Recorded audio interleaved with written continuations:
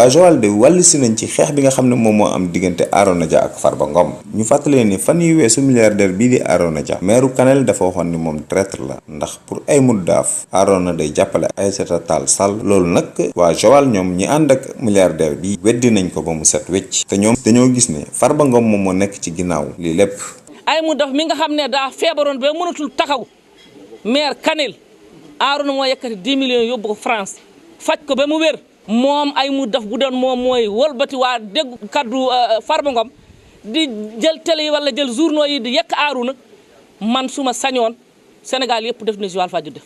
pour honorable Ouleye Dia nag Macky Sall moo doon ki nga xam ne moo waroon a njëkk a wax ngir arrêté Farba Ngom.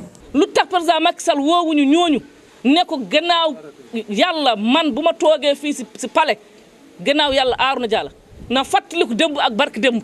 man président Macky Sall laay nooyee waaye bu dëkk jotee damay wax lu yàq si pale bi Farba Ngom moo ko yàq. maire Joal ànd nag adjoint yi ak ay conseillers ñëw. C'est Arona Dia par le biais de sa sœur moo ñu aidé financièrement pour pouvoir supporter l'essentiel des frais de campagne kon nag par solidarité.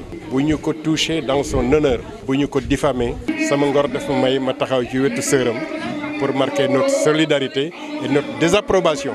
waa Joal nag nee nañ nag fii la ñuy tàmbalee seenu xeex ngir dëgg mën a jib ba benn lëndëm du dox ci diggante Arona Dia ak Macky Sall.